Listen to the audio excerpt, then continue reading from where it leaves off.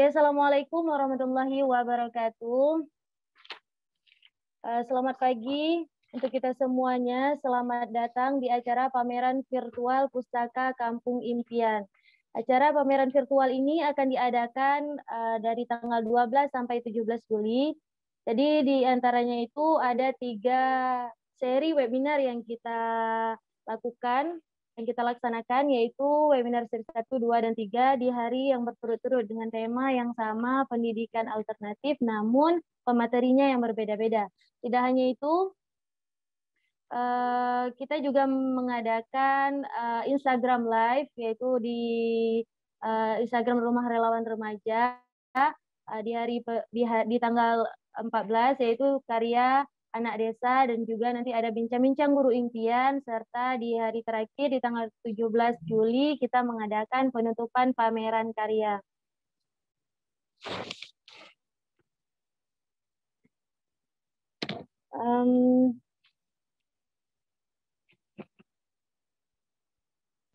Baik, saya akan memperkenalkan diri dulu. Jadi saya Hilma Mahfuza sebagai moderator pada hari ini. Saya juga sebagai guru impian di program Pustaka Kampung Impian. Jadi sedikit saya jelaskan bahwa program Pustaka PKIP ini, program Pustaka Kampung Impian, yaitu program belajar alternatif dengan mendirikan pustaka di desa-desa terpencil dan juga mengirimkan relawan-relawan di desa tersebut. Nah, karya-karya anak desa di desa terpencil itu akan kita pamerkan di pameran virtual. Sebenarnya tidak hanya pameran karya yang kita pamerkan, kita juga mengadakan webinar seperti yang kita laksanakan pada hari ini, yang tujuannya yaitu untuk saling berbagi inspirasi tentang praktek pendidikan alternatif.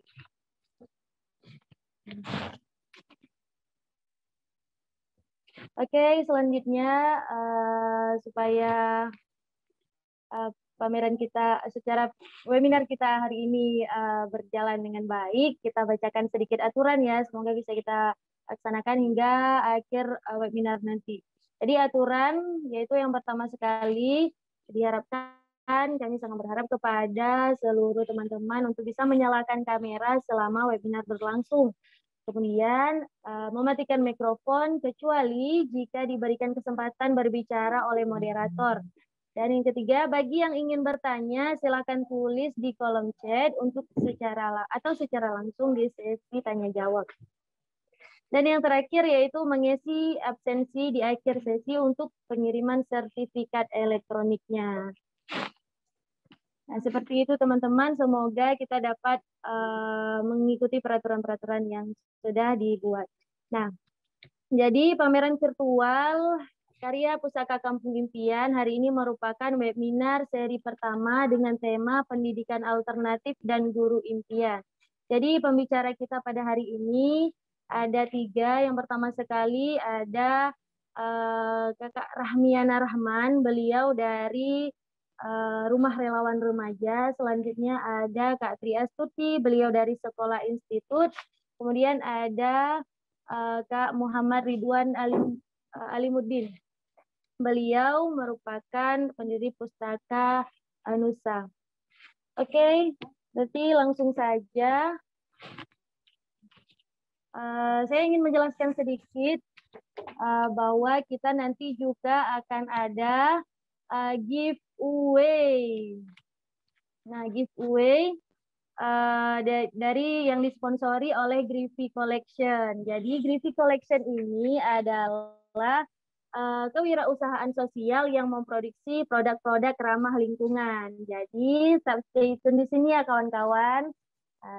Oke. Jadi kita bisa langsung masuk ke pameran virtualnya, yaitu dengan webinar pemateri kita yang pertama. Kita panggilkan kepada kakak kita, Kak Rahmiana Rahman. Jadi sedikit saya bacakan profilnya. Kak Rahmiana Rahman ini merupakan Ketua Rumah Relawan Remaja. Jadi Kakak Rahmiana Rahman ini juga merupakan perempuan aktif yang sudah lama bergerak di komunitas sosial. Beliau juga menjadi mentor pada beberapa kegiatan sosial. Salah satunya pada program kepemimpinan perempuan yang ada di Asia Tenggara. Oke Kak, kepada Kak Rahmiana Rahman kami persilahkan.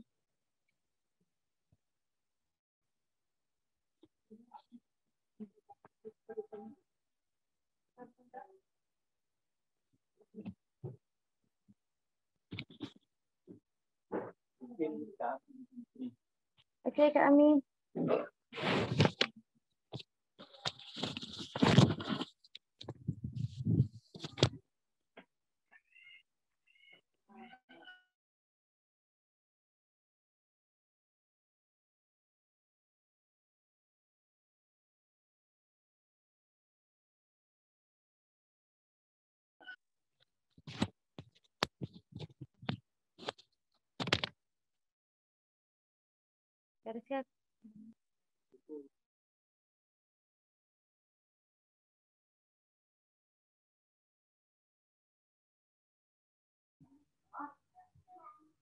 Oke, suara saya udah jelas? Jelas kami, jelas. Oke, alhamdulillah. Ya, Bismillahirrahmanirrahim. Sebelumnya mungkin bisa teman-teman.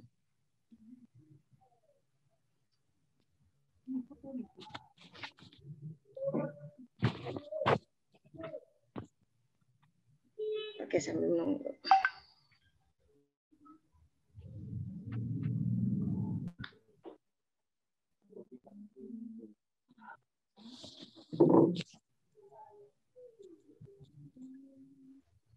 Bagaimana? Atau saya share screen langsung?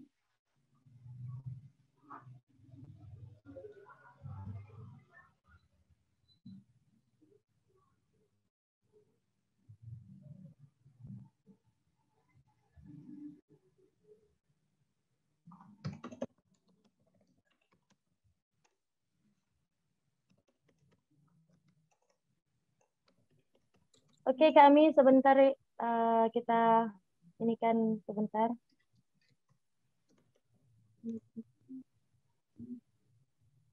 Nah, sedang dalam proses.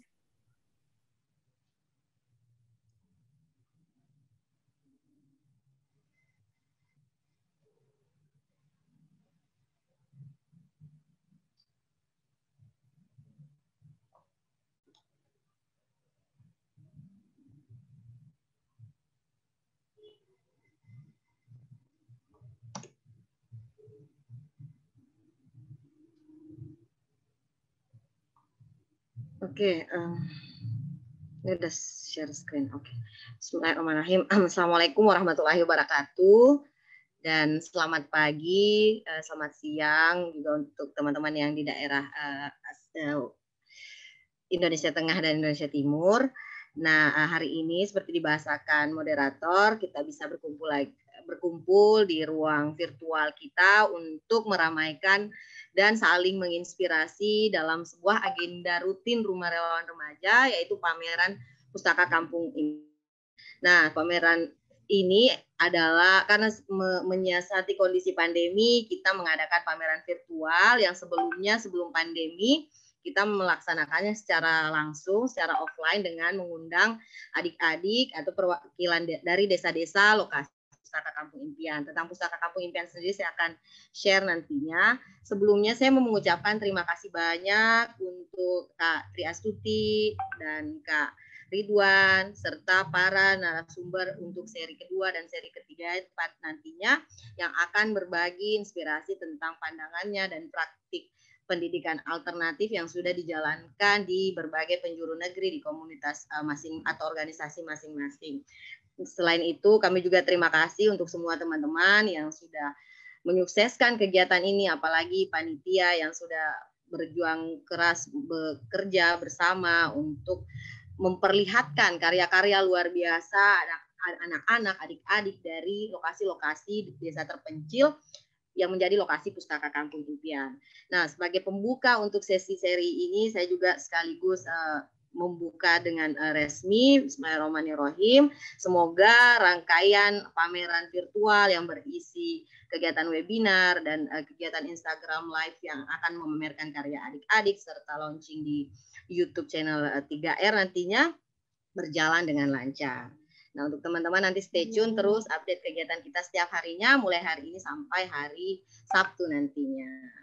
Oke, nah saya akan ke slide selanjutnya tentang kita akan berbagi tentang, saya mewakili teman-teman di Rumah Relawan Remaja yang berdomisili atau bersekretariat di Aceh Besar. Dan salah satu program komunitas kita adalah Pustaka Kampung Impian. Nah, judul sharing saya di pagi ini adalah praktik pendidikan alternatif melalui program Pustaka Kampung Impian. Tapi sebelumnya kita coba melihat dulu seperti apa sih pendidikan alternatif itu. Nah, senang sekali juga teman-teman, saya lihat dari berbagai penjuru negeri ya, dan itu semakin harapan saya pribadi bisa memperkaya diskusi kita nantinya. Nah, apa sih pendidikan alternatif itu? Next slide.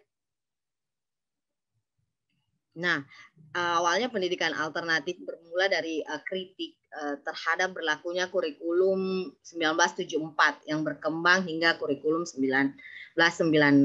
Di sini terdapat sebuah ketidakpuasan melihat bahwa sebenarnya ada sistem pendidikan yang dirasa tidak mampu mencapai semua lini, semua ranah dalam masyarakat. Apalagi negeri ini adalah negeri yang sangat plural, sangat beraneka ragam, sehingga ada pada akhirnya sistem kita yang kemudian tidak bisa menjangkau semua orang atau semua ranah, dan juga semua orang tidak bisa cocok dengan sistem tersebut, sehingga kemudian muncullah kritik dan akhirnya lahirlah berbagai aplikasi pendidikan alternatif. Nah, pendidikan alternatif ini adalah sebuah upaya pencarian metode bagaimana sih mentransfer ilmu, pengetahuan, dan ruang belajar bersama yang sesuai dengan lingkungannya. Mungkin teman-teman sering mendapatkan kata-kata pendidikan berbasis kontekstual, dan bahkan mungkin teman-teman banyak yang bergerak di sini.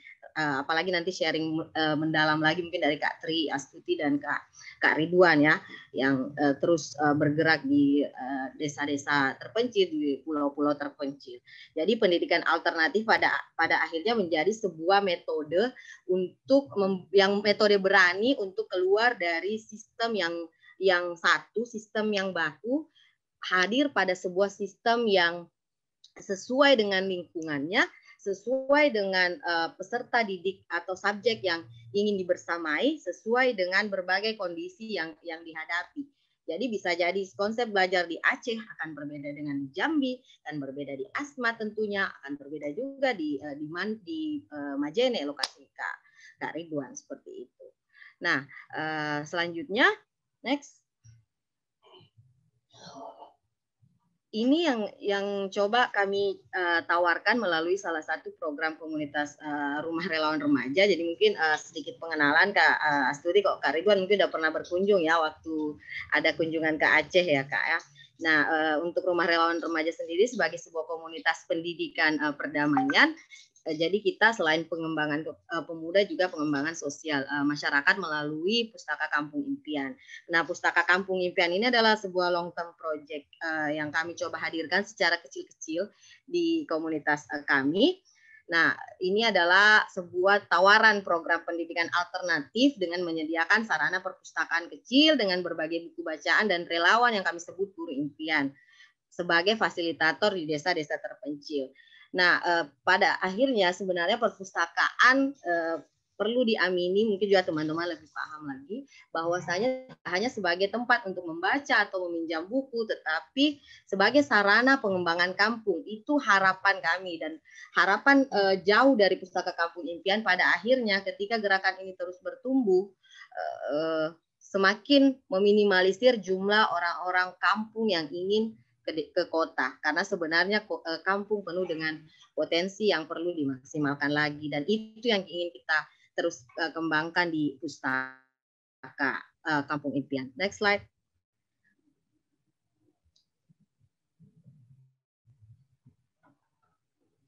Jadi Pustaka Kampung Impian ini peta Aceh, ada di beberapa lokasi yang kita mulai dari 2016. Jadi untuk Rumah Relawan Remaja sendiri sudah bergerak beberapa tahun sebelumnya, tapi untuk program long term salah satunya ini adalah Pustaka Kampung Impian di beberapa lokasi terpencil, misalnya di Pulau Aceh, misalnya ada namanya Aceh Tamiang, desa terpencil di Aceh Tamiang, lalu 2 desa di Aceh Tengah, lalu 1 desa di Aceh Selatan. Nah, gambarannya seperti ini untuk Aceh Selatan misalnya, lokasinya itu kita bisa capai 10 sampai 12 jam perjalanan darat dari kota Banda Aceh, lalu 3 jam perjalanan laut dengan sampan kecil untuk tiba di desa tersebut. Jadi ranah pekerjaan kita di Rumah Ruang Remaja menyasar desa-desa terpencil dan desa-desa atau tempat-tempat yang pernah terkena konflik atau bencana seperti itu. Nah, apa sih alasan yang kemudian melatar belakangi awalnya Pustaka Kampung Impian hadir? Yang pertama, ada ini udah next slide sebenarnya. Yang pertama adalah, bisa tampilkan? Next slide.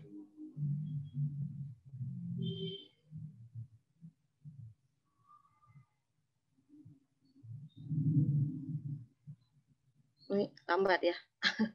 Yang pertama adalah tentang guru, karena tadi mungkin Kak Ridwan sama Kak Astrid juga merasakan di daerah-daerah terpencil guru baik dari segi kuantitas masih kurang, dari segi kualitas juga masih perlu ditingkatkan. Padahal sudah banyak sekali dana-dana alokasi pemerintah, mungkin bisa di-share juga nanti alokasi pemerintah misalnya untuk mengembangkan itu. Tapi toh kita yang menemukannya di lapangan sangat jauh dari itu. Contoh misalnya ada satu tempat di lokasi Pustaka Kampung Impian, jumlah gurunya hanya 4. Bagaimana mungkin 4 untuk 6 SD? Itu pun lagi 4 orang, mereka memasang shift sendiri. Jadi dalam 2 minggu hanya ada 2 guru di desa tersebut. Bagaimana mungkin kelas bisa berjalan efektif kalau hanya 2 guru untuk 6 kelas? Dan itu adalah sebuah pengetahuan umum yang sudah selalu kita gembar-gemborkan, baik di tingkat kita antar komunitas maupun ketika kita diberi kesempatan untuk berjejaring dengan pemerintah misalnya. Tapi sampai sekarang solusi-solusi tersebut juga belum nyata, dan itu juga terjadi di beberapa tempat lainnya. Yang kedua adalah masih banyaknya tentu anak-anak buta, anak-anak yang belum tahu huruf dengan baik, padahal usianya sudah seharusnya mengetahui. Dengan itu salah satu alasan awal kita mendirikan Pustaka Kampung Impian. Lalu yang ketiga adalah ini slide-nya enggak jalan ya. Lalu yang ketiga adalah next. Nah, meskipun mereka tidak bisa membaca nih sebagian misalnya, tapi ketika anak-anak kita datang dengan buku-buku yang menarik, mungkin Kak Ridwan ya sangat merasakan juga ketika ke pulau-pulau, mereka sangat semangat menunggu kita, mereka sangat semangat membuka buku-buku tersebut. Jadi sebenarnya terkadang sering sekali muncul sebuah pemikiran bahwa sebenarnya kita bukan tidak semangat membaca, mungkin karena buku bacaan yang dihadirkan seperti apa gitu. Next. Dan alasan lainnya adalah bagian dari solusi, ini tadi saya sudah bahasakan, ini peran yang coba kita ambil dari masalah kurang aktifnya peran guru. Walaupun kita adalah program tidak mengikuti jam sekolah tentu, karena kita adalah program enlightening program di luar jam-jam sekolah. Ya, dan menyesuaikan dengan kapan kegiatan masyarakat. Ada kegiatan masyarakat pagi, berarti Pustaka Kampung Impian programnya jalannya sore. Next, yang terakhir, ini adalah alasan pentingnya juga menjadi wadah belajar bagi para kita relawan orang muda dengan berbaur bersama masyarakat, karena kita sering sekali saling mengingatkan bahwa ketika kita di desa jangan pernah ada mindset kita yang memberikan sesuatu, tapi justru ketika kita di desa, kita di lokasi Pustaka Kampung Impian, kita yang justru akan belajar banyak dari masyarakat seperti itu. Itu latar belakang Pustaka Kampung Impian yang kami laksanakan di 6 desa saat ini. Next. Nah, ini langsung aja, ini beberapa dokumentasinya. Jadi gambaran pustakanya itu seperti itu, balai-balai kecil yang kita bangun juga bersama masyarakat. Ini antusias adik-adik ketika buku-buku baru datang, dan juga pada saat mereka mau meminjam buku. Next, ini agak cepat aja dokumentasinya. Karena waktu saya cuma 10 menit ya.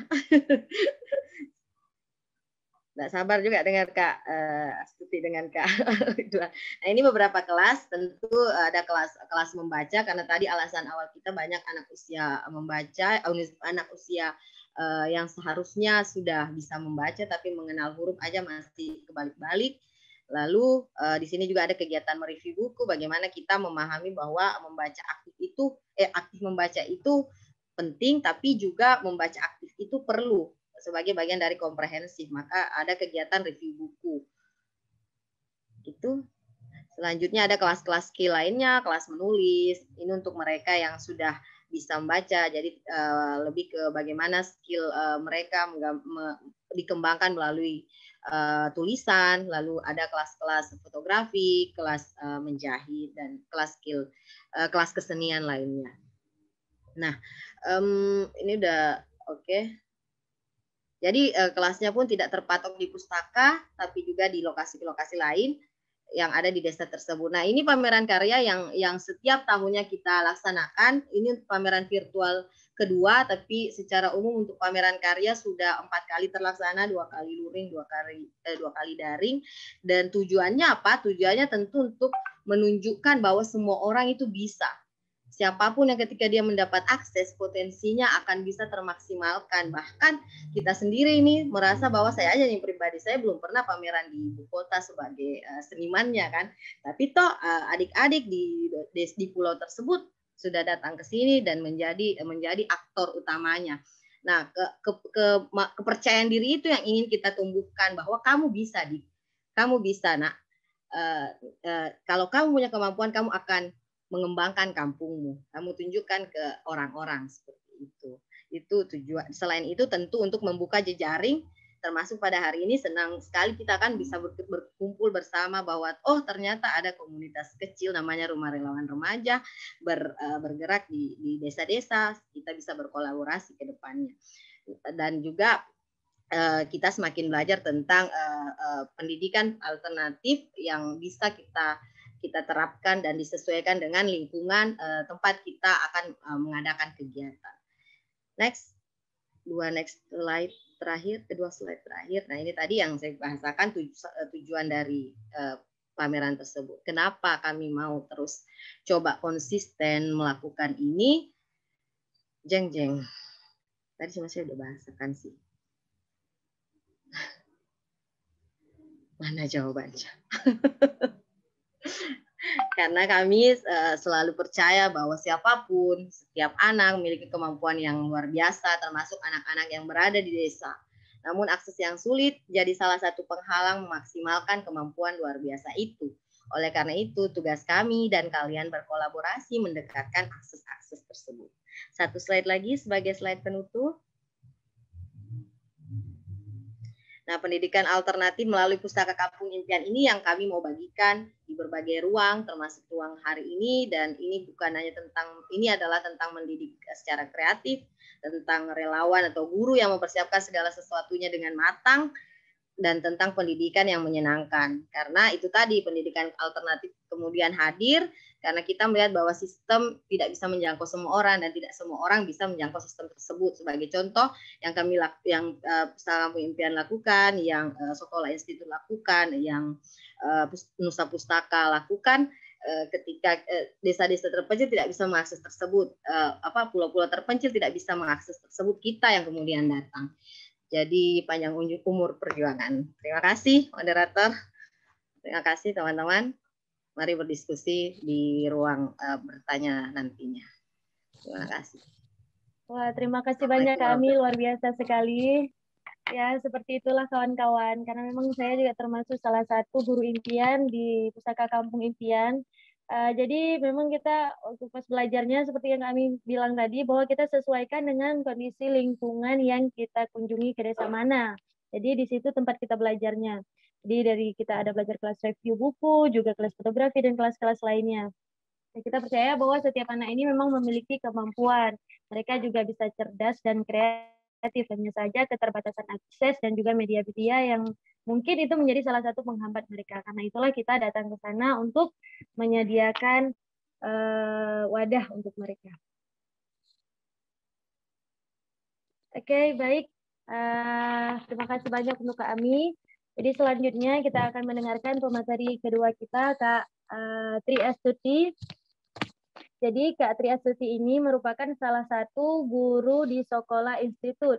Nah, Sekolah Institut ini dulu dinamakan dengan Sekolah Rimba. Mungkin kawan-kawan yang pernah baca buku, ya ini Kak Sri Astuti ini merupakan salah satu gurunya.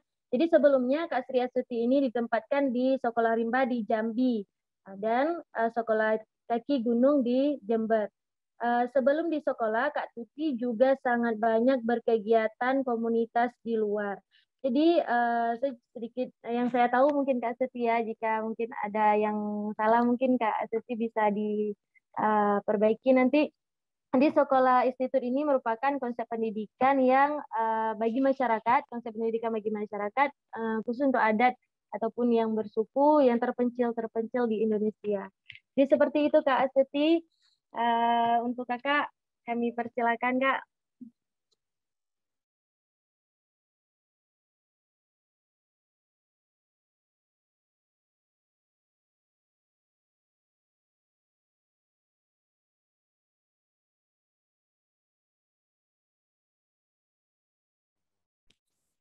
Selamat pagi teman-teman, bisa minta tolong share screen? Sebentar Kak, masih dalam proses.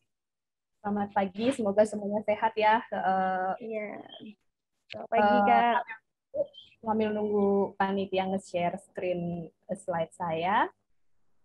Saya sekarang sedang berada di lokasi Sekolah Tengger, tepatnya di kaki gunung, pos pendakian Puncak Semeru. Dan tapi karena sedang pandemi, jadi pendakian lagi ditutup. Senang sekali, jadi saya mewakili sekolah untuk berbicara tentang pendidikan alternatif khususnya untuk masyarakat adat dan bagaimana sih menjadi volunteer untuk pendidikan yang tepat gitu. Jadi ini adalah lokasi saya sebelumnya di Sekolah Kaki Gunung. Kenapa sekolah memilih lokasi di Jawa Timur? Padahal Jawa Timur itu di Pulau Jawa gitu istilahnya. Karena menurut laporan survei, Jawa Timur adalah buta aksara tertinggi di Indonesia secara jumlah penduduk. Dan Jember adalah kabupaten dengan buta aksara tertinggi di Jawa Timur. Itulah kenapa Sekolah Kaki Gunung akhirnya membuka lokasi di Jember. Tapi mereka bukan buta aksara total. Mereka bisa membaca araf pegon atau araf gundul gitu. Selanjutnya,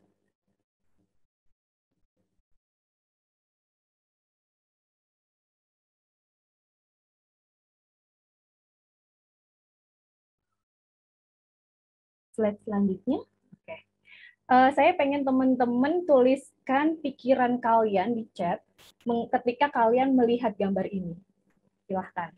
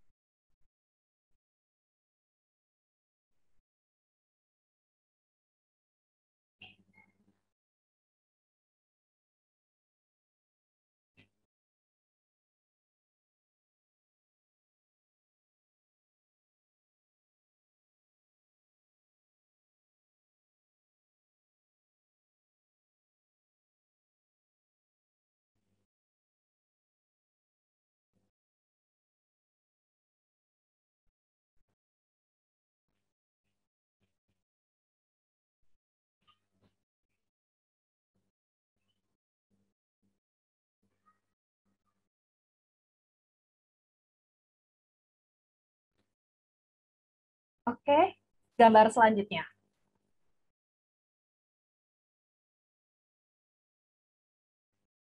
Nah, kemudian apa yang terlintas di pikiran kalian saat melihat gambar ini?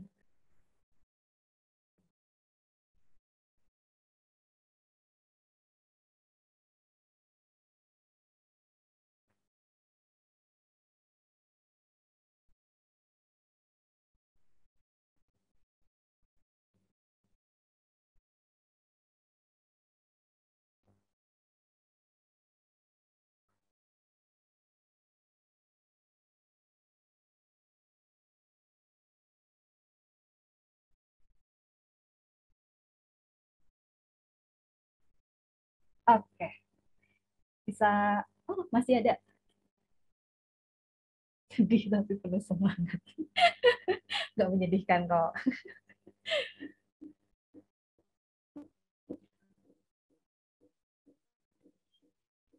Oke, selanjutnya. Oke. Jadi di gambar yang di tengah itu anak kenapa dibawa ke kebun tidak sekolah. Kemudian pedalaman itu tidak ada kelasnya ya gitu. Sedih deh ketika ada orang datang-datang nanya, cita-cita kamu apa? Tapi dijawab, saya mau jadi petani. Loh, kok jadi petani? Gitu. Itu banyak sekali gitu ya. Jadi itu bayangan yang selalu terlintas ketika melihat masyarakat adat. Ketika anak-anak sekolah tapi tidak di kelas gitu. Kami belajar di pohon seperti tadi di kebun, kemudian kami belajar di musola gitu dengan lesehan dan lain sebagainya. Itu adalah cara belajarnya sekolah. Kemudian selanjutnya, nah ini yang sering kali ditanyakan oleh para volunteer ketika datang ke lokasi yang baru gitu ya. Ulang tahunmu kapan? Ulang tahunnya kapan nih dek? Gitu. Padahal di beberapa masyarakat mereka tidak mengenal ulang tahun, bahkan umur. Mereka tidak mengenal tanggal. Seperti di Rimba, mereka tidak mengenal hari, tapi menghitungnya menggunakan malam. Kemudian di Tengger itu perubahan hari itu bukan jam 12 malam, tapi ketika matahari itu terbenam. Seperti penanggalan Jawa, ketika hari akan berganti ketika sore sudah matahari tenggelam, itu berarti hari selanjutnya. Kemudian di Tengger itu masyarakat meskipun memakai jilbab, mereka belum tentu Islam karena udaranya di sini, saya menggunakan pemanas ruangan nih di sebelah saya karena dingin gitu dan suhunya sekitar 10, 9 gitu. Jadi mereka kok makan babi gitu ya, karena mereka bukan Muslim. Jilbab itu untuk menutupi telinga biar tidak terlalu dingin gitu. Terus ini kelas berapa? Di Rimba itu nggak ada kelas. Jadi ketika ditanya bingung, yang nanya juga yang ditanya juga lebih bingung gitu. Kami belajar tidak ada kelas gitu. Kemudian ranking berapa? Nah ini yang sering ditanyakan. Ranking berapa dek? Gitu. Itu mungkin sekedar basa-basi, tapi itu menyakitkan hati buat beberapa anak. Karena di sekolah kaki gunung itu anak-anak tinggal kelas gitu. Itu hal yang biasa gitu. Mereka belum bisa, berarti tinggal kelas. Kelas 6 belum bisa baca, ya sudah, di situ aja nggak apa-apa. Gitu. Itu adalah persepsi ya. Jadi ketika kita datang, persepsinya kita buang dulu deh. Gitu. Jadi selanjutnya,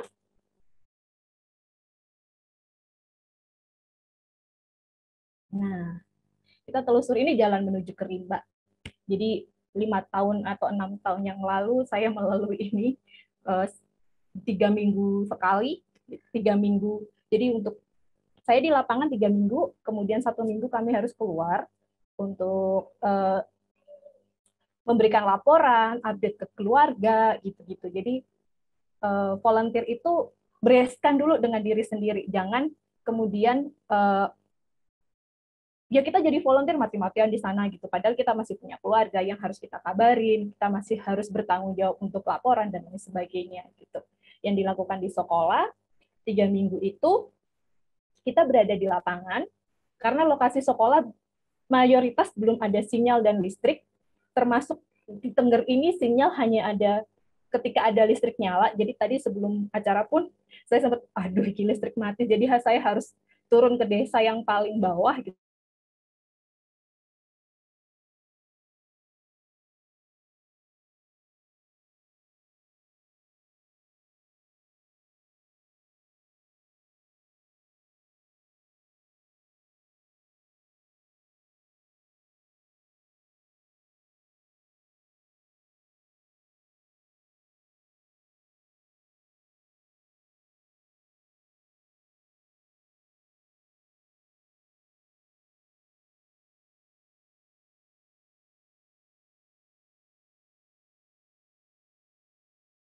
Bahan dan 80% kekayaan biodiversity. Jadi ketika membicarakan lingkungan, siapakah penjaga hutan yang sebenarnya? Itu adalah masyarakat adat dengan kearifan, dengan pengetahuannya mereka gitu. Kemudian selanjutnya, nah pandangan kalian tentang masyarakat adat itu pasti umuh gitu-gitu. Kalau melihat jalan sepanjang jalan lintas Sumatera itu banyak orang-orang rimba atau orang-orang kubu gitu mereka sebutnya, itu minta-minta di jalan, kemudian telanjang, kemudian seakan-akan nggak pernah mandi gitu gitulah.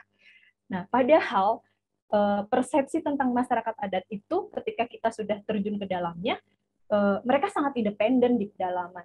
Mereka sangat survive ketika misalkan pandemi di rimba itu ada namanya sesandingon, di mana mereka yang sakit itu akan diisolasi secara mandiri, secara pribadi sendiri gitu. Dan bahkan guru seperti saya itu pernah diusir dari sana karena hanya flu gitu, tapi flu itu sangat membahayakan buat masyarakat adat, buat orang rimba khususnya gitu. Jadi pulang dulu sana gitu, daripada nularin mending kamu pulang dulu deh gitu. Nah, kemudian ini yang sangat-sangat biasanya tidak terlalu terlihat gitu, bahwa masyarakat adat itu kaya sekali akan pengetahuan tapi tidak tekstual. Itulah kenapa tidak disebut akademis atau istilahnya bodoh gitu ya. Gitu. Padahal ketika saya ke sana sebagai volunteer dari Jogja kemudian ke Rimba gitu, kayak ditampar bolak-balik tuh gitu. Pertama adalah toleransinya mereka. Saya berjilbab kemudian ditanya, Tutia, kamu nggak makan babi gitu? Enggak, saya nggak makan babi. Oke, kamu puasa? Ya, puasa gitu. Mereka sepanjang siang saya nggak makan, mereka sore-sore nyari ikan hanya untuk saya gitu. Itu toleransinya kan tinggi sekali. Kemudian pengetahuan mereka itu tidak tekstual, itu artinya ada di rimba itu ada 2 pohon di mana itu adalah akte kelahiran. Ketika misalkan ada anak lahir, mereka akan menanam pohon, bukan menanam pohon, tapi ada 2 pohon yang sebagai tanda lahir dan tidak boleh ditebang seumur hidup. Itu adalah pengetahuan penjaga lingkungan yang sangat tinggi gitu. Tapi tidak pernah ada teks yang menuliskan itu. Tidak pernah ada teks yang misalkan kita belajar tentang apa tidak ada di dalam buku. Ketika kita di rimba, itulah yang membuat saya tertampar gitu ya. Mulai dari arah mata angin, kemudian pohon-pohon, kemudian foraging atau meramban, karena mereka berburu dan meramban paruh waktu ya. Terus ini penjaga alam yang sering tersingkirkan, di mana mereka tanahnya itu terakuisisi kanan kiri bawah itu ada pabrik sawit misalkan, kemudian pabrik kertas gitu-gitu. Pohon-pohon itu terancam, zonanya mereka terancam. Kemudian nah ini siapa sih yang membawa permasalahan? Yaitu ketika mereka terkoneksi dengan dunia luar. Dunia luar itu membawa permasalahan ke mereka. Salah satunya yang ada di gambar ini adalah plastik.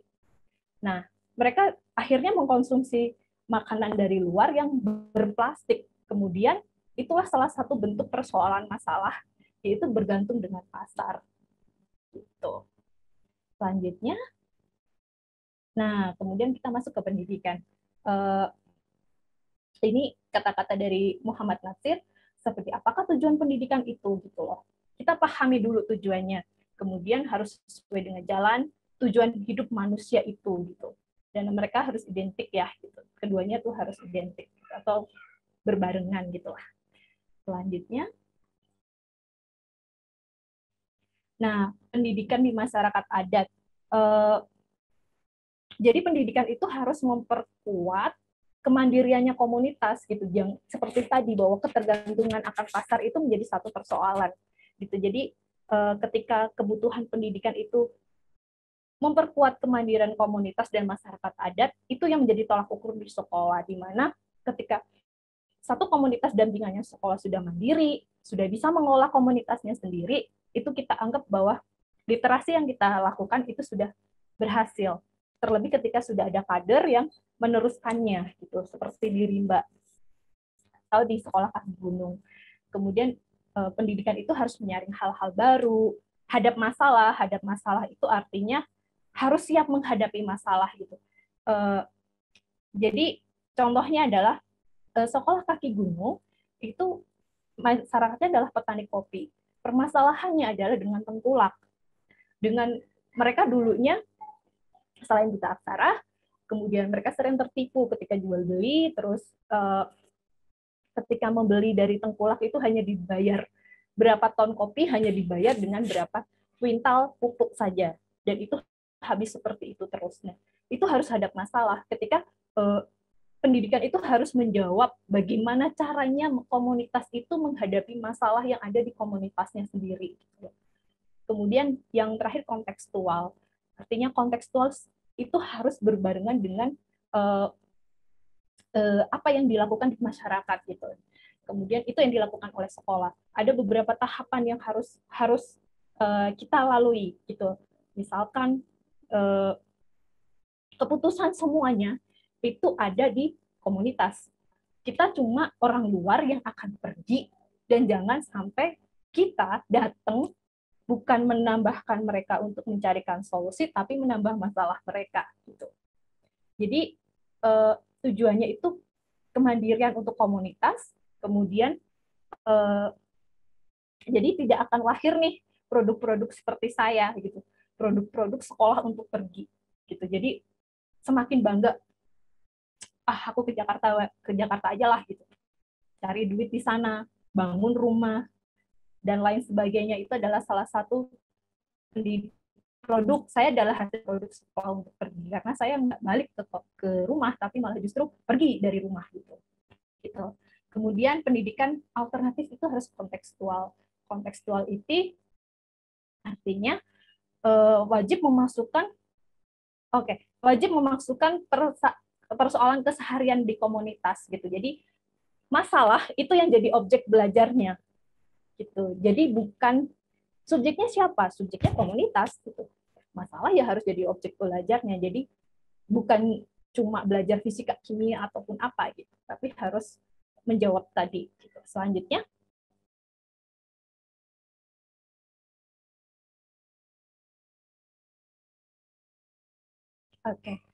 apa yang harus biasanya dilakukan oleh sekolah? Sekolah itu selalu melibatkan komunitas di dalam kesepakatan belajar. Kesepakatan belajar itu mulai dari jam belajar, di mana lokasinya, apa saja yang tidak boleh dilakukan. Misalkan di Rimba kita tidak boleh misalkan memberikan pendidikan soal agama ataupun apa gitu. Kemudian bangun kurikulumnya bareng-bareng.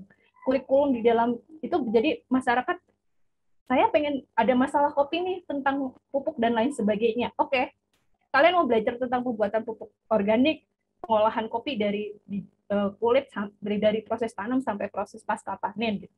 Ya kita carikan. Saya nggak mampu untuk mengajari mereka itu, gitu. Tapi kita undang orang yang ahli di dalam bidang itu. Kemudian belajar memetakan persoalan dengan live in kalau di sekolah. Gitu. Jadi gurunya harus tinggal di lokasi, kemudian berbagi ruang pengetahuan lokal, kita menjadi pendengar, kemudian dan ini komunitas, rapotnya siapa yang diberi rapot? Saya, bukan murid. Saya yang dievaluasi sama komunitas gitu. Jadi komunitas itu evaluasi. Mbak, kamu itu begini gitu. Mbak, harusnya anak-anak belajarnya ini gitu. Jadi yang diberi rapot itu kami gitu. 1 tahun itu masih perlu nggak kita di sini lagi gitu. Perlu, kalian harus mengajarkan ini. Dan itu bersifatnya dialogis ya. Jadi setiap kurikulum itu harus didiskusikan dengan komunitas gitu. Dengan seperti yang digambar ini gitu. Jadi ketika jadi relawan itu saya selalu ingat perkataannya Kak Butet gitu. Baik untukmu bukan tentu baik untuk mereka gitu. Jadi persepsi itu tadi dibuang jauh, kemudian kita menyediakan telinga, hati, dan melakukan bahwa apa yang baik menurut kita belum tentu baik menurut komunitas gitu. Baik itu belum tentu tepat. Gitu. Jadi harus belajar sebelum mengajar. Salah satunya adalah belajar bahasa, karena sekolah selalu mengajarkan menggunakan bahasa lokal. Jadi gurunya harus belajar dulu bahasa lokal, ya sekitar sebulan atau 2 bulan. Kemudian mengajarnya menggunakan bahasa lokal, menggunakan kosakata lokal, kami sebutnya syllables, terus dengan sikap membumi, kemudian, nah ini memahami rambu-rambu yang ada di lapangan gitu, misalkan ini nggak boleh, ini boleh gitu. Kemudian apa nih, kita harus siap nanya gitu ke banyak orang dan tahu bagaimana proses menanyanya itu dengan sopan santunnya sesuai dengan lokasi gitu. Kemudian live in itu artinya kita tinggal di lapangan gitu untuk mengetahui tadi proses-proses persoalan-persoalan yang ada di masyarakat. Selanjutnya, selesai deh. Terima kasih.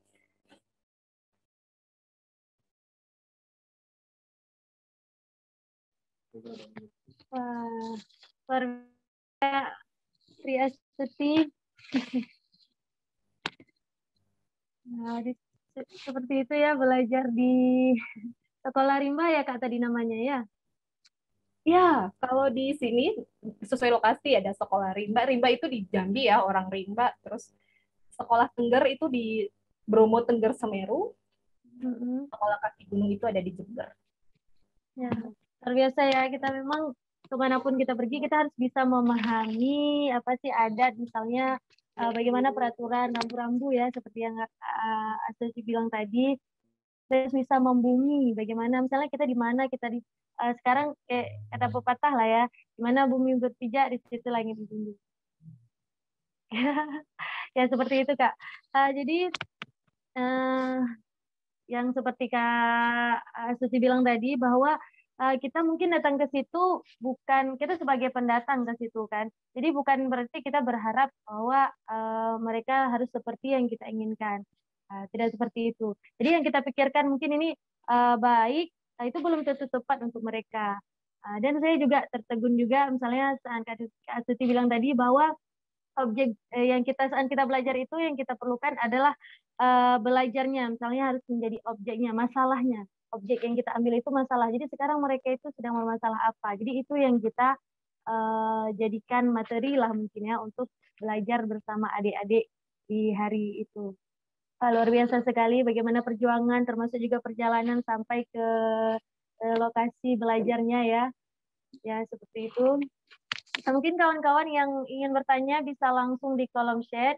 Nah, nanti akan ada sesi tanya jawabnya juga. Oke, terima kasih banyak untuk Kak Sri Astuti. Selanjutnya kita akan beralih ke pemateri yang terakhir. Ini merupakan pemateri dari pendiri Pustaka Nusa, namanya Kak Muhammad Ridwan Alimuddin. Ini beliau juga seorang jurnalis, juga penulis. Beliau sudah menerbitkan puluhan buku, juga sebagai fotografer, videografer, fixer film dokumenter, sekaligus pustakawan. Ya.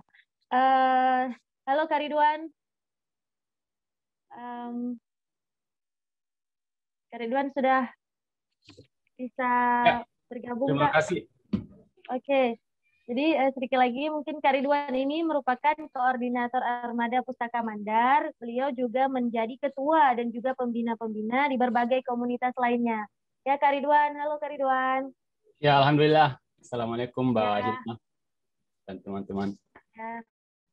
Iya. Gimana Silakan, sudah? Kak Ridwan. Ya, terima kasih. Assalamualaikum warahmatullahi wabarakatuh. Terkhusus buat Mbak Rahmiani yang meminta kepada kami untuk ikut berbagi dengan teman-teman di jaringan Rumah Relawan Remaja. Jadi saya langsung saja supaya lebih efektif waktunya.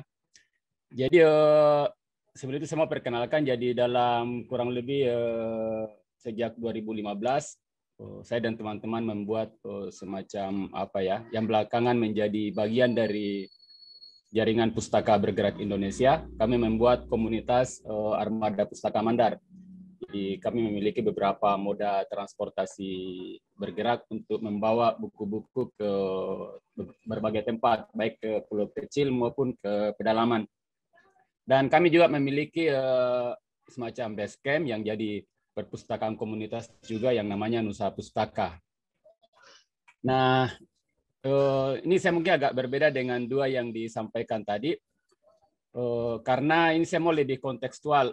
Jadi di samping saya ini ada belasan buku-buku tentang pendidikan alternatif, ada Sekolah Rimba yang ditulis Mbak Butet, terus yang paling mempengaruhi saya juga itu tentang Summer Hill School, tentang bagaimana pendidikan alternatif di Eropa.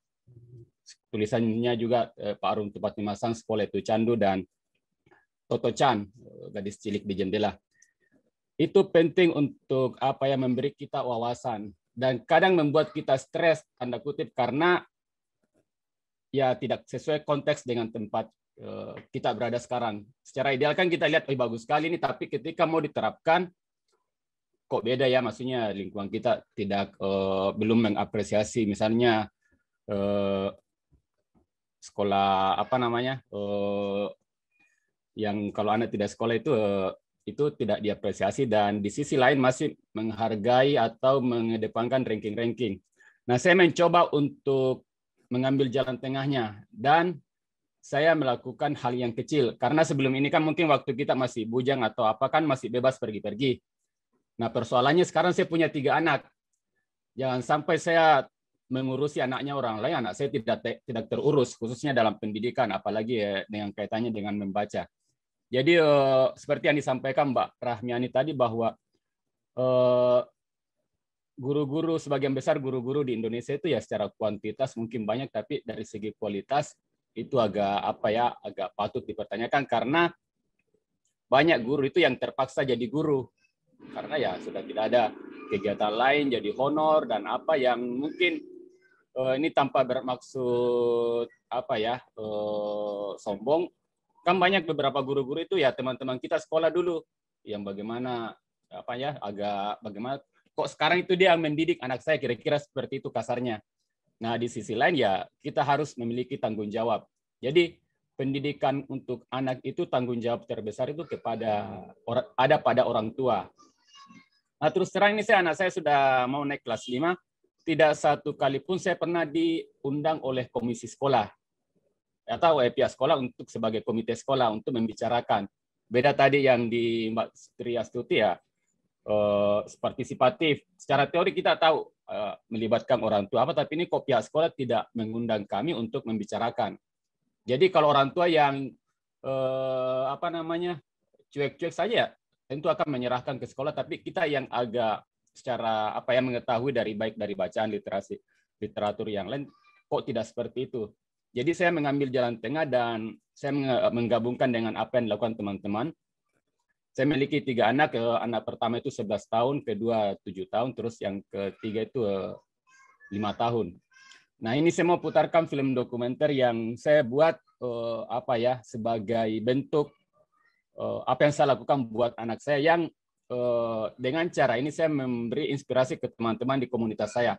Karena cepat atau lambat kan teman-teman di komunitas atau jejaring kita itu akan punya anak, paling tidak dia punya adik, ponakan dan itu dia bisa lakukan. Karena ya tidak semua juga kita bisa seperti Mbak Triastuti meninggalkan keluarga berbulan-bulan, terus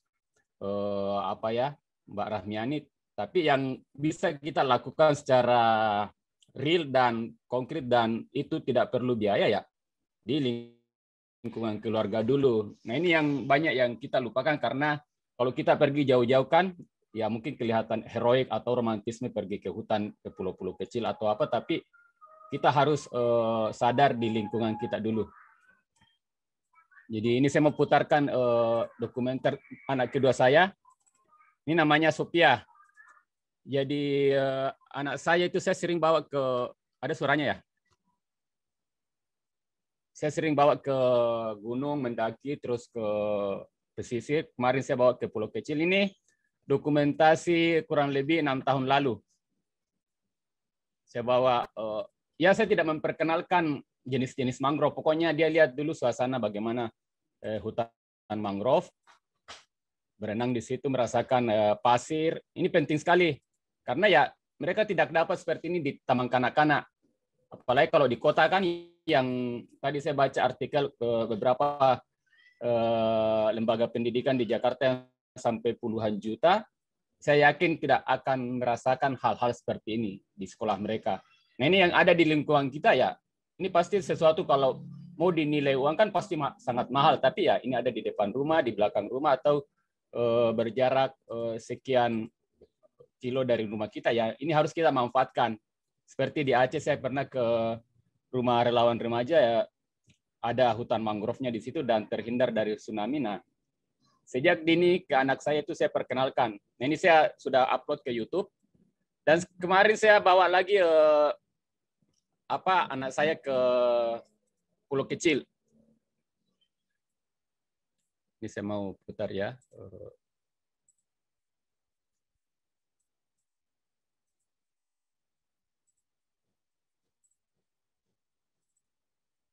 Nah, ini kurang lebih 6 tahun kemudian. Objek yang sama, maksudnya pelaku yang sama, anak saya yang anak kedua, Sophia. Jadi di sini dia sudah tanya-tanya, kenapa begitu akarnya, kenapa air pasang, terus dia melihat beberapa hewan-hewan di pohon-pohon itu, di kerang-kerang, bertanya kalau dia melahirkan bagaimana, apakah bertular atau ibunya hamil besar perutnya, kan itu hal-hal itu ditanyakan. Terus bagaimana saya harus menjelaskan apa itu pasang, karena kan waktu tiba airnya tidak ada, tapi pas besok paginya karena kami bermalam di pulau ini kok tiba-tiba ada air di sini, jadi saya harus menjelaskan itu. Dan di tempat yang sama ada bagian ombak, sisi mangrove yang dihantam ombak, saya bisa menjelaskan di situ bahwa ya fungsi hutan mangrove itu ya seperti ini. Dia bisa menghalangi tsunami, terus saya tunjukkan kalau bahwa sebelah sana tenang ombaknya, tapi kok sebelah sana besar, apa penyebabnya ya, karena dihalangi oleh hutan mangrove. Jadi hal-hal seperti ini minimal saya sampaikan ke keluarga dulu, karena itu paling real, paling yang mudah kita lakukan dan harus, itu paling wajib. Yang sampai kita mengurusi anaknya orang lain, anak kita lupa dan malah tidak mendapat pendidikan sebagaimana mestinya. Dan sekali lagi kita jangan terlalu bergantung pada sekolah. Terus di pelatihan ini kebetulan saya membina, ini ada semacam komunitas Rintaraja Sulawesi Barat, jadi beberapa anak muda yang memiliki perhatian terhadap pulau-pulau kecil sama pendidikan. Ini kita ada perekrutan, pelatihan survive, terus melatih menggunakan alat-alat selam. Nah, anak saya hadir di sini. Jadi dia lihat saya dulu enggak apa-apa kan. Jadi paling tidak dia tahu apa yang dikerja oleh orang tuanya. Oh, ternyata berkaitan tentang hal ini. Terus di pulau ini kan banyak juga sampah. Saya bawa pergi lihat sampah. Ini seperti ini, jalan kaki. Ya saya jelaskan nih, ini sampah dari rumah ya. Maksudnya ya kalau kita buang sampah ke laut ya akan seperti ini hasilnya. Terus mangrove tidak bisa tumbuh. Terus kalau ada tuki, kebetulan ini di pulau tempat penyu bertelur, ya kalau ada tuki, karena ini saya sudah beberapa kali saya bawa anak saya pergi melakukan pelepasan tukik. Kalau ada tukik yang lepas di sini, anak penyu ya tidak akan bisa sampai ke laut karena ada sampah. Jadi dengan hal-hal seperti ini anak itu akan lebih paham seperti yang disampaikan tadi dua pembicara sebelumnya. Dan meskipun saya ini sifatnya kayak internal atau di lingkungan saya sendiri, tapi saya sangat yakin ini akan menginspirasi teman-teman saya, paling tidak ini, karena yang ikut kemarin ini teman-teman lebih 20 orang, hampir ya belum ada yang menikah, tapi ya insya Allah dalam waktu dekat ada yang menikah, terus beberapa tahun kemudian ada yang menikah. Dan saya mengharapkan apa yang saya lakukan itu menjadi teladan buat mereka. Ini paling penting, dan ini tidak ada di sejauh yang saya baca di buku-buku pendidikan alternatif, ya kadang atau belum ada yang membahas seperti ini, bagaimana peran orang tua, bagaimana melakukan memanfaatkan lingkungan kita itu untuk pendidikan anak kita, ponakan kita, tetangga kita. Jadi lewat komunitas saya, baik tadi Rintaraja dan komunitas Armada Pustaka Mandar, itu lebih ke situ, lebih ke saling menularkan virus bagaimana peran orang tua terlibat ke dalam pendidikan anak. Karena kalau terus terang untuk melakukan hal-hal yang secara masif seperti yang sangat luar biasa yang dilakukan Mbak Rahmiana dengan rumah relawan itu sangat luar biasa, tapi kami di sini kondisinya tidak memungkinkan. Maksudnya belum apa ya, karena saya pribadi punya juga kesibukan baik sebagai jurnalis maupun kegiatan lain. Jadi saya harus menyesuaikan dengan apa yang saya bisa lakukan. Nah, saya sangat yakin itu juga bisa dilakukan teman-teman di sini. Meskipun belum punya anak, ya paling tidak punya adik lah. Kita manfaatkan lingkungan yang ada di tempat kita. Terus terakhir juga ini seperti yang saya cuma mau menambahkannya, memperjelas, memang sangat penting bagaimana pendidikan kontekstual itu menyampaikan ke anak. Ini beberapa waktu lalu kami ditimpa bencana gempa bumi, meskipun tidak terlalu parah di sini tapi di tempat lain. Nah, itu saya menjadi peluang juga untuk mengajarkan tentang mitigasi bencana kepada anak. Jadi di dekat pintu itu ada beberapa tas P3K, itu saya sudah siapkan dan kalau anak saya luka itu diambil sendiri atau ada temannya luka diambil sendiri. Jadi hal-hal seperti itu harus kita ajarkan. Kami lakukan, saya lakukan sebagai ayah, sebagai orang tuanya. Dan itu mereka lihat tanpa perlu seperti di ruang-ruang kelas menuliskan ini, tapi kalau dia lihat, oh ternyata seperti ini bapak saya, terus ini yang harus saya lakukan. Dan itu sering saya sampaikan ke teman-teman dan biasa saya posting ke media sosial Instagram. Karena ya sekarang ini kita bisa jadi ini media sosial bisa jadi merugikan, bisa juga jadi hal positif karena kita bisa berbagi inspirasi. Negatif karena misalnya yang kalau dulu kan waktu saya dididik orang tua saya kan belum ada game, belum ada Free Fire, PUBG dan lain-lain. Sekarang itu ya samanya beda, anak saya main Free Fire terus bersama teman-temannya. Nah, bagaimana kita sebagai orang tua ya ini literasi digital ya harus jauh lebih terliterasi dibanding anak. Jangan sampai orang tua tidak tahu bagaimana mengisi password, terus bagaimana OTP, terus bagaimana memanfaatkan supaya anak kita tidak terpapar konten-konten negatif baik di YouTube maupun di hal-hal lain. Jadi misalnya saya ini ya ada beberapa gawai, saya sinkron semua gawai saya dengan anak yang saya punya dengan yang dipakai. Nah, jadi saya bisa lihat dari jauh apa saja dia tonton di YouTube misalnya karena ada historinya. Terus bisa saya tracking apa yang dia lakukan. Jadi kita sebagai orang tua jangan sampai memberikan atau mempercayakan sepenuhnya pendidikan itu ke sekolah. Itu harus tanggung jawab terbesar dan peran terbesar itu adalah kita sendiri. Dan ini tugas semua kita bersama, baik kita sebagai orang tua yang secara biologis sudah punya anak maupun yang masih memiliki adik, ponakan, atau kalau tidak punya sama sekali ya lingkungan terdekatnya lah. Saya kira itu sebagai pengantar, mudah-mudahan dalam sesi tanya jawab ada yang bertanya dan insya Allah saya bisa mudah-mudahan bisa menjawab. Terima kasih. Assalamualaikum warahmatullahi wabarakatuh.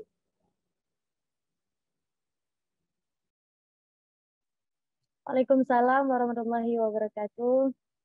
Pak, terima kasih banyak Kak Ridwan. Luar biasa sekali ya.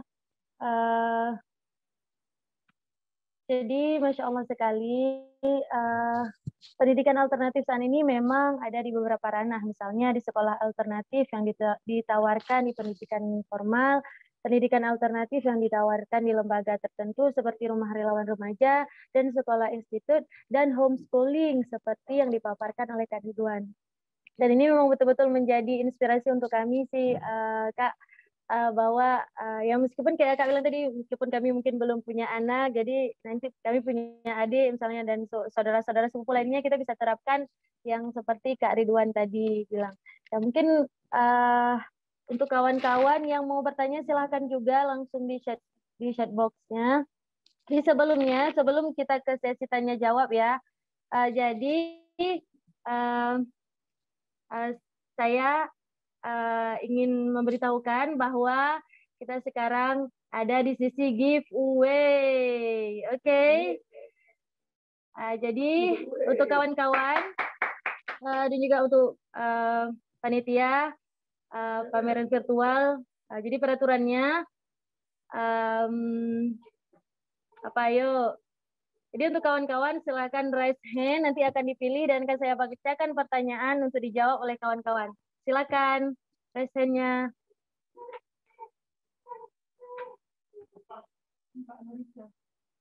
Nuri. Oke.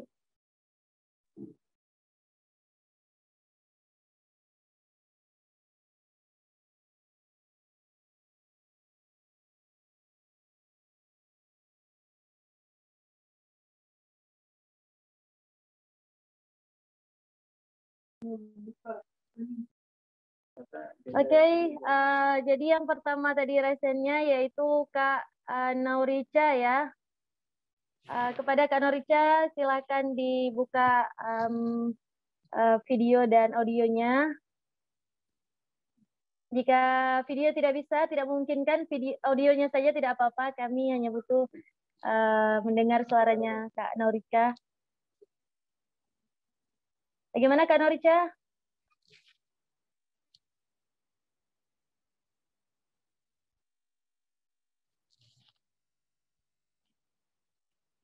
Halo Kak Naurica. Ya, oke. Apa kabar Kak Naurica? Alhamdulillah audionya baik. tidak bisa Kak? Oh iya ya. Alhamdulillah sudah bisa ya audionya ya.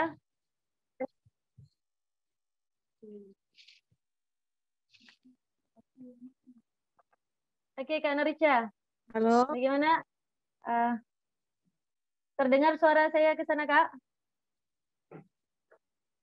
Terdengar Terdengar Hilma. ya. Oke, suara Kakak jelas juga ini Kak. Bagaimana Kak? Sudah siap untuk menjawab pertanyaan dari saya?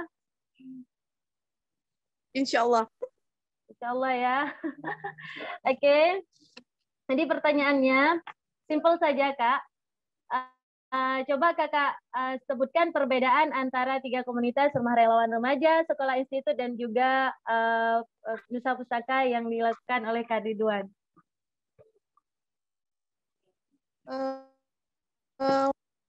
Kalau rumah relawan remaja kan alternatif yang dilakukan di desa-desa terpencil di Aceh. Kalau Mbak pendidikan alternatif untuk masyarakat adat yang di daerah Sumatera. Dan kalau Pustaka Nusa apa ya? Mungkin kalau dari yang disampaikan tadi yang saya tangkap tuh Kak Ridwan membentuk pendidikan homeschooling berbasis lingkungan sekitar untuk anak-anaknya. Mungkin itu. Ya, oke Kak Norika, terima kasih banyak atas jawabannya. Dan selamat Kak untuk Kak Norika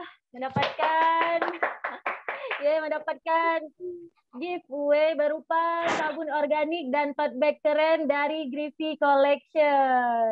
Jadi untuk kawan-kawan yang mau mengetahui lebih lanjut tentang Griffy Collection, silakan cek Instagramnya Griffy Collection. Jadi saya ulangi sekali lagi bahwa Griffy Collection ini merupakan sebuah produk kewirausahaan yang memproduksi produk-produk ramah lingkungan. Jadi selamat untuk Kak Norica. Selamat. Terima kasih. Ya. Oke, selanjutnya kita akan beralih ke sesi tanya jawab. Ini sepertinya ada beberapa chatbox ya yang sudah ada beberapa pertanyaan yang tersedia. Kita lihat dulu ya yang dari atas.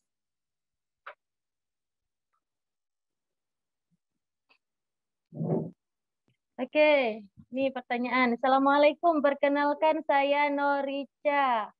Oh, Kak Norica lagi ya. Pertanyaan dari saya. Oh, sudah ditanya lagi. Bagaimana meredam ego untuk Kak Tri Astuti ini? Kak Tri Astuti, bagaimana meredam ego sebagai relawan pendidikan dalam proses mengajar dan saat mengontrol diri, menilai hal yang baik menurut kita juga tepat untuk mereka. Halo Kak Norika Tri Astuti. Halo, oke. Jadi meredam diri bentar.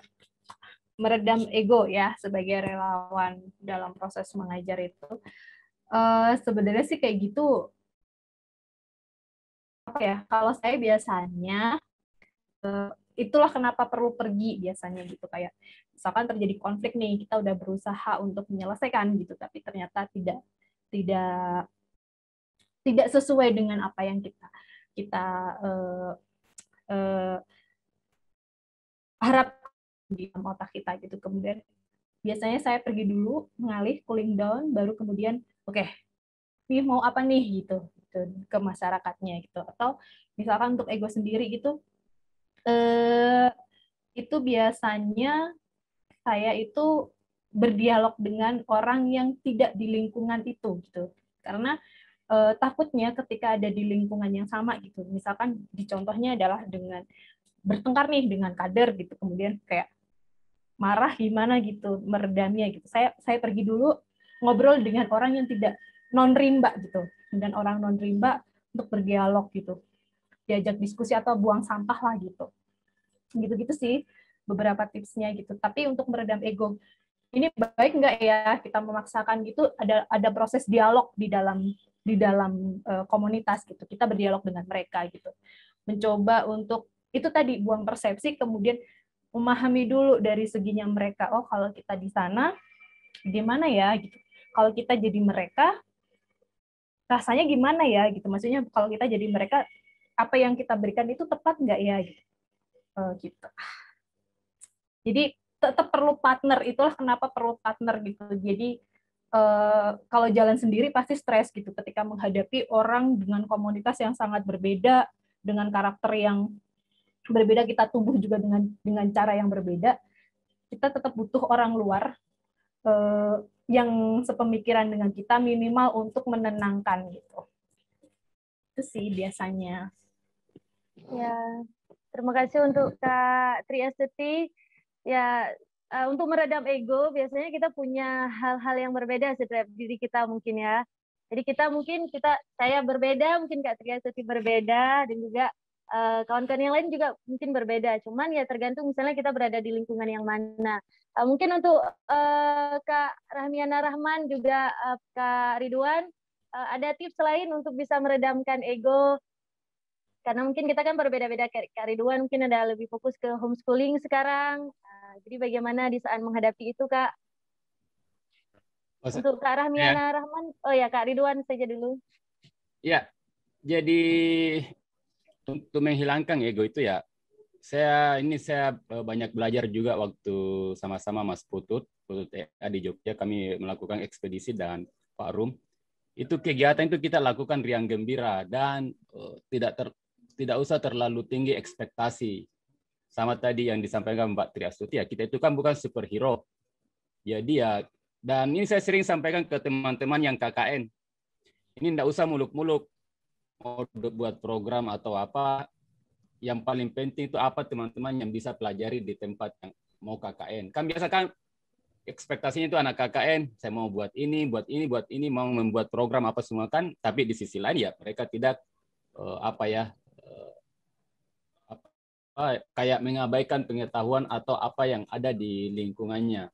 Nah, cara yang paling efektif yaitu tadi, kita tidak usah menganggap kita itu jauh lebih baik dengan mereka, tanda kutip, dengan masyarakat yang kita datangi. Jadi itu yang harus kita sadari. Jadi harus ada kesadaran bahwa kita itu adalah orang yang datang belajar. Betul yang disampaikan. Memang beberapa ada untuk secara psikologi ya, kalau sudah biasanya itu kalau kayak di relawan ya, kalau di bencana kan paling rata-rata paling lama itu 2 minggu. Kalau lewat-lewat itu kan bisa stres, bisa apa kan. Nah sama juga hal-hal seperti ini. Dan itu akan jauh lebih dibuat panjang atau apa kalau kita lakukan itu dengan riang gembira, dan kalau bahasa agama kan ya ikhlas, atau kita tidak memiliki ekspektasi yang terlalu berlebihan bahwa ya hal-hal seperti ini yang harus dicapai. Saya kira itu yang masukan tambahan dari saya. Untuk yang tadi, nanti saya jawab lagi untuk yang pertanyaan yang lain. Oke, mungkin dari Kak Ami, Kak. Saya tadi udah dibahas juga, sebenarnya intinya hilangkan persepsi dan datang sebagai gelas kosong ya. Jadi tadi di slide juga saya bahasakan apa yang dibutuhkan untuk dibawa ke ranah kebijakan. Terus yang itu untuk di ranah kebijakan dalam hal ini pemerintah. Terus yang kedua kita di ranah komunitas atau di ranah person nih, anak-anak muda ya di seantero negeri ini yang memang saya pikir semua teman-teman yang bergabung di sini yang mau mendengarkan saya, Kak Ridwan dan Kak Tuti adalah orang-orang yang mau tergerak atau bahkan orang-orang yang sudah terjun langsung. Artinya apa? Kita perlu lebih mengencangkan diri, mengencangkan suara untuk berkolaborasi lebih kuat lagi, sehingga semakin banyak misalnya lokasi-lokasi yang bisa dilaksanakan program pendidikan partisipatif, tidak hanya dilaksanakan oleh sekolah institut, tidak hanya dilaksanakan oleh pustaka, tidak hanya oleh relawan remaja, tapi komunitas yang dibangun atau dikembangkan oleh teman-teman. Gitu. Jadi memang perlu sebuah kemauan besar untuk bersinergi gitu. Jadi yang saya tahu di tataran komunitas kita terus bergerak, tapi yang ada mungkin belum dicontoh kali ya. Semoga setelah ini program-program pemerintah bisa lebih menyasar lagi. Itu sih Kak. Ya, oke Kak Ami. Kita lanjut ke pertanyaan selanjutnya ya.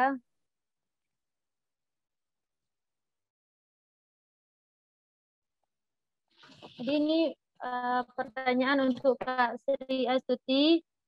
Kak, apakah sebetulnya baca tulis itu diperlukan untuk anak-anak di masyarakat adat atau sebetulnya ada nilai atau kurikulum lain yang diajarkan oleh tim Kakak?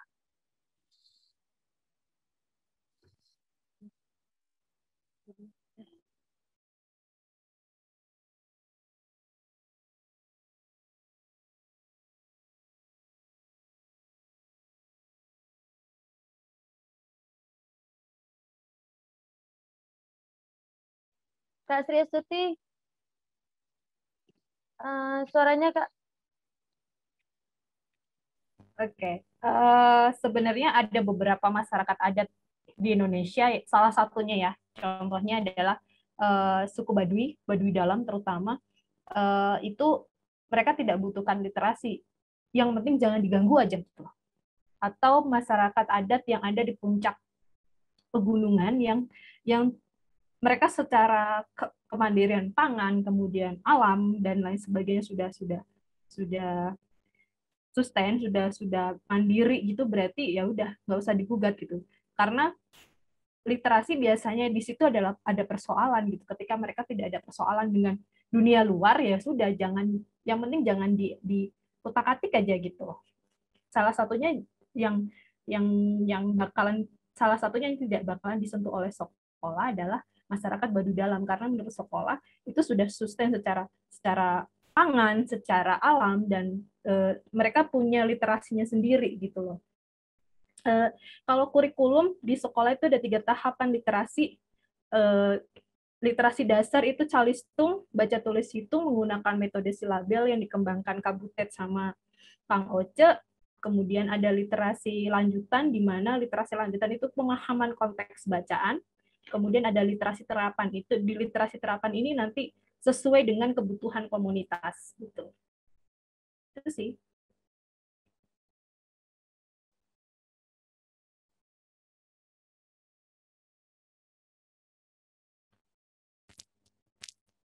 Oke, terima kasih banyak untuk Kak Sri Astuti.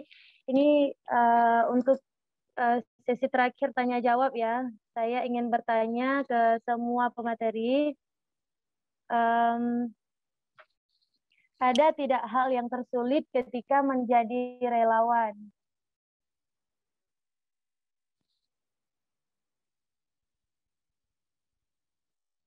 Gitu Kak. Mungkin untuk Kak Ridwan.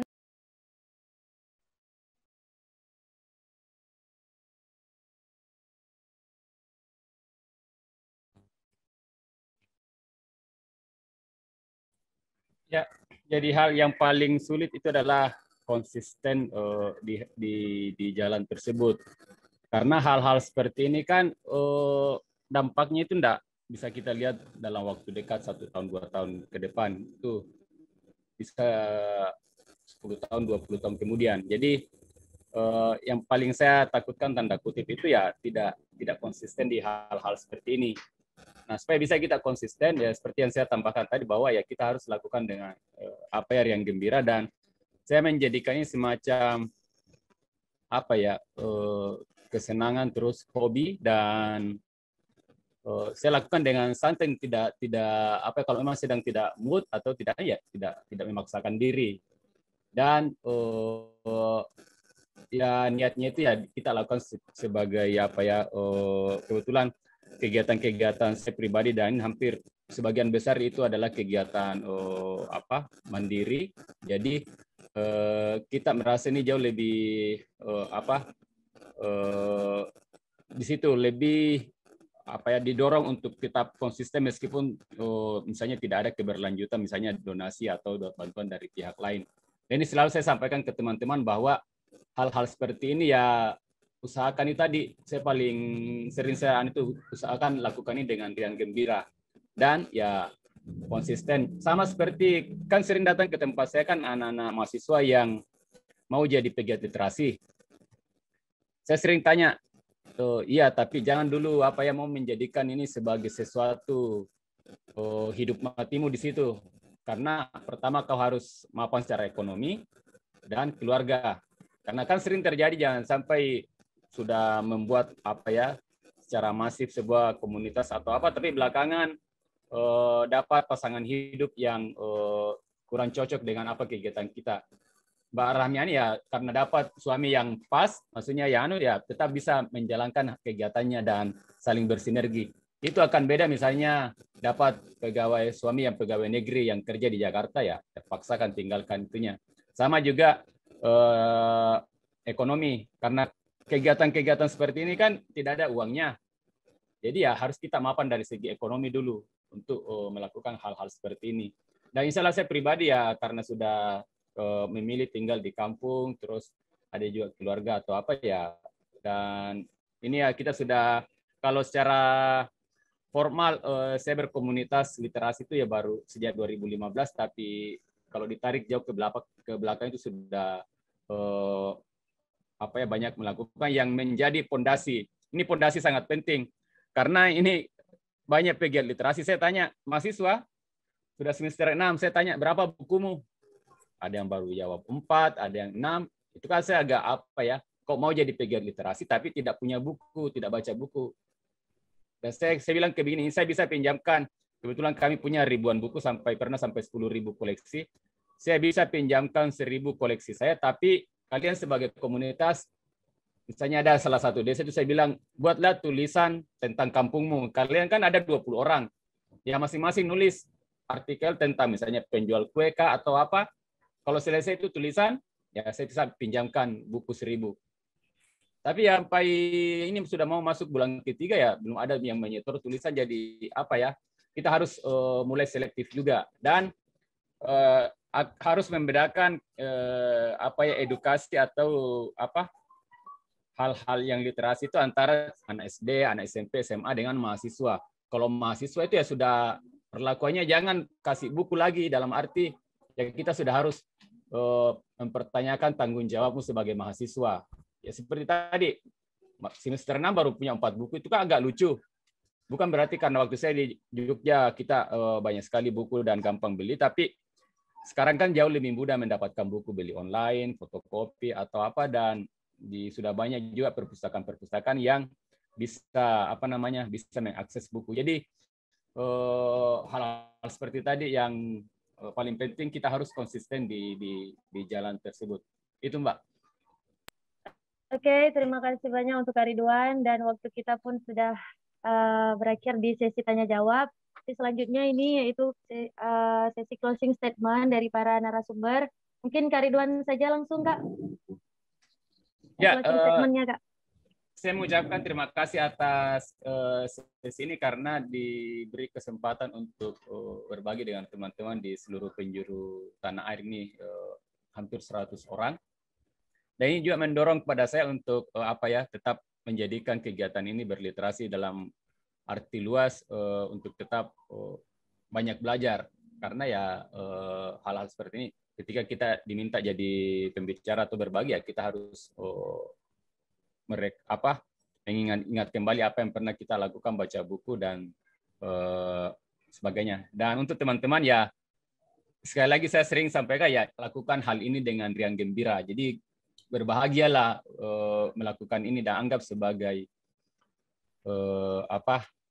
ya dapat, kalau kita seperti ini yang tidak berkemampuan, bukan orang kaya, tapi dengan cara-cara seperti ini ya kita bisa berbagi yang kalau di dalam agama Islam itu ya menjadi amal jariah. Terima kasih. Assalamualaikum warahmatullahi wabarakatuh. Waalaikumsalam warahmatullahi wabarakatuh. Oke, selanjutnya untuk Kak Sri Astuti, closing statement-nya, Kak. Sebenarnya sudah dirangkum semuanya ya. Yang penting kalian bahagia di tengah pandemi ini, jaga kesehatan pokoknya. Karena situasinya, saya nggak tahu ya situasinya di kota itu seperti apa, karena saya juga nggak bisa mengakses kota udah beberapa minggu ini. Ya, terima kasih buat Rumah Relawan dan semoga teruskan perjuangan kebaikan-kebaikan di tempat lain. Oke, terima kasih juga untuk Kak Astuti. Selanjutnya untuk Kak Rahmiana Rahman.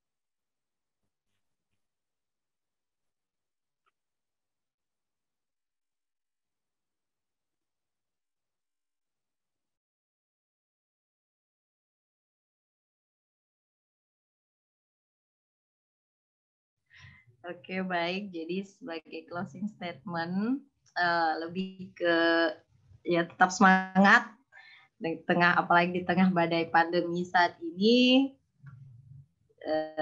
Tadi udah dibahasan juga ya, jaga kesehatan itu yang sekarang paling penting, karena bagaimana kita mau berkegiatan, bagaimana kita mengembangkan diri, mengembangkan komunitas, kalau kita tidak sehat, jadi tetap jaga kesehatan dan berani menyuarakan hal-hal yang benar meskipun terkadang ditentang. Semangat untuk konsisten di jalan kebaikan dan panjang umur perjuangan. Tetap semangat ya semua. Terima kasih Kak Ridwan dan Kak Tuti untuk sharing inspirasi dan semangatnya untuk kita semua. Terima kasih juga para peserta yang jumlahnya udah 95 ya dan bertahan sampai sesi terakhir ditanya jawab ini. Oke, terima kasih Ilma. Ya, terima kasih juga untuk kami, untuk semua pemateri kita, untuk Kak Ridwan, Kak Astuti, kami juga terima kasih banyak telah memberikan berbagai macam inspirasi lah ya, pengetahuan dan juga pengalamannya untuk kami. Jadi kawan-kawan, seperti yang saya bilang tadi bahwa nanti, sebentar lagi kita akan ada giveaway. Jadi sebelumnya kita foto-foto dulu nih. Ada sesi dokumentasi dulu sebentar ya. Jadi kami sangat berharap kepada kawan-kawan untuk bisa menyalakan videonya. Silakan kepada kawan-kawan. Kita mau trial.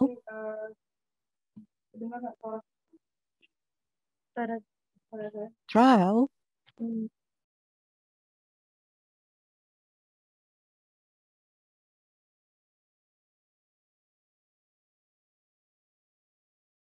Trial. Oke, kawan-kawan. Trial.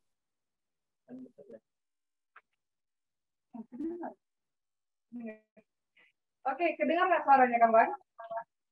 Kedengar, oke ya. Semuanya lihat di kamera ya. Kita ambil foto dulu. Tolong.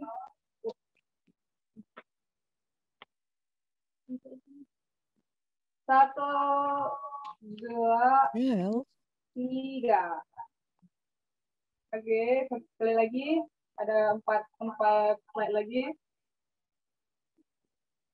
Trial. Bentar ya. Trial.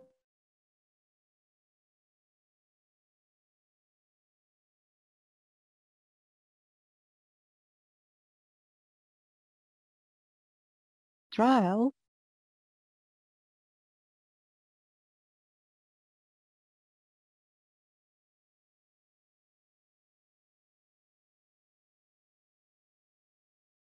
Trial.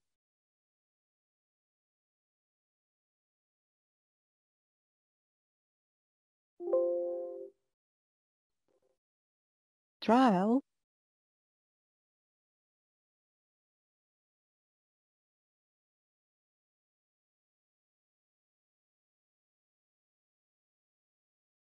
trial,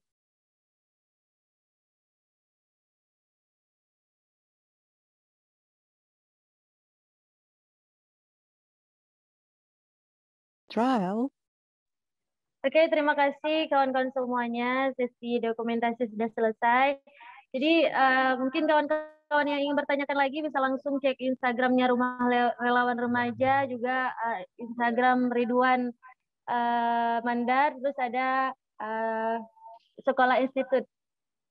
Nah, jadi untuk yang mau lebih tahu tentang relawan-relawan bisa langsung di IG-nya. Nah, selanjutnya yaitu saya ingin meminta salah satu dari peserta untuk menyimpulkan hasil webinar kita pada hari ini. Jadi kepada peserta yang bersedia, silakan rasennya.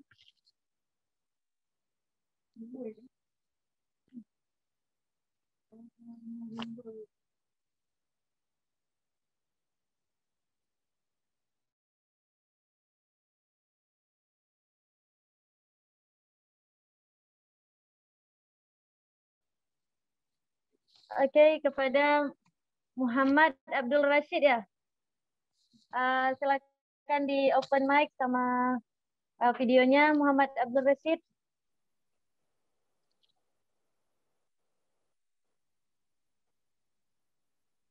Halo. Ya. Halo Muhammad Abdul Rashid. Halo. Ya. Suaranya putus-putus. Halo. Masih Halo, putus-putus. Oke. Oke, Muhammad Abdul Rashid. Halo,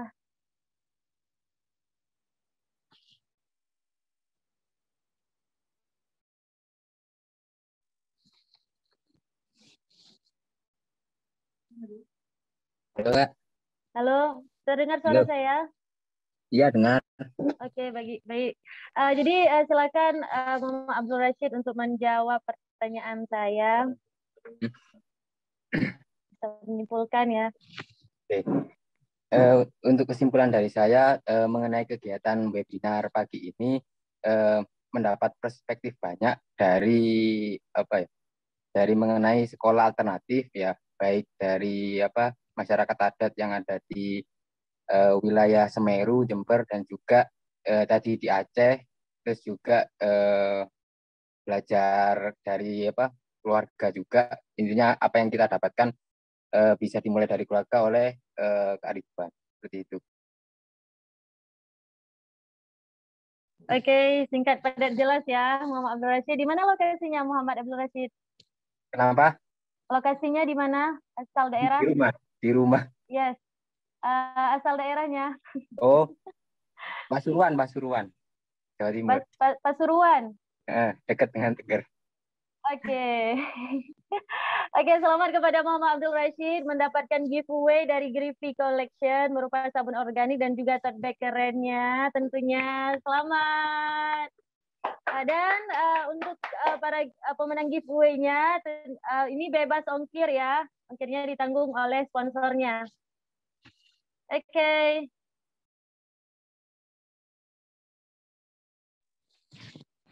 Oke, selanjutnya ini closing statement, closing ya dari saya.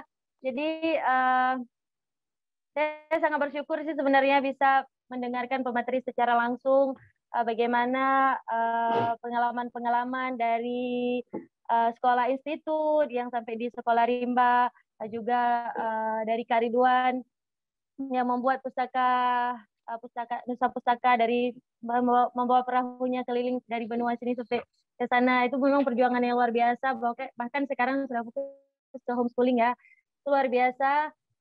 Dan ini semoga menjadi menginspirasikan kita semuanya dengan adanya webinar ini.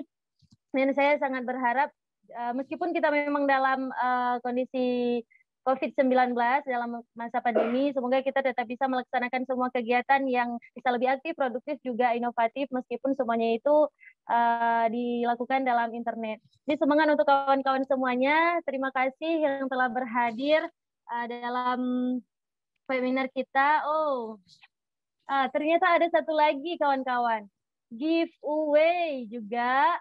Ini giveaway-nya yaitu pemenangnya akan mendapatkan saldo pulsa Rp100.000.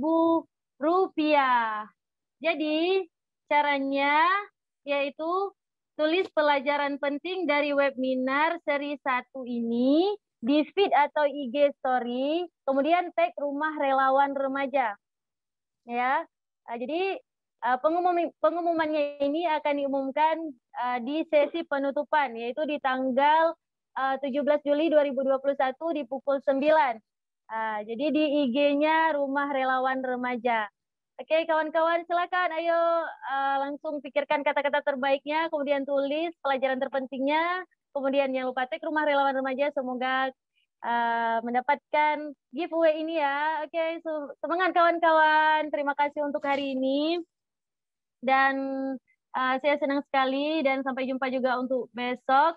Jadi besok juga dengan pameran virtual, dengan webinar pameran virtual karya pustaka Kampung Impian juga di seri kedua dengan tema yang sama, yaitu pendidikan alternatif dan guru impian, namun dengan pemateri yang berbeda. Besok kita akan ada pemateri yaitu dari Bang Nanda Rahmat, beliau langsung dari koordinator Pustaka Kampung Impian. Kemudian ada Kak Yosefa Anandita, beliau merupakan relawan komunitas Papua Hey. Kemudian ada Kak Lili Yulianti Farid, beliau pendiri Makassar International Waiters Festival. Oke, sampai jumpa besok teman-teman. Terima kasih untuk hari ini. Selamat menjalani aktivitas selanjutnya. Assalamualaikum warahmatullahi wabarakatuh.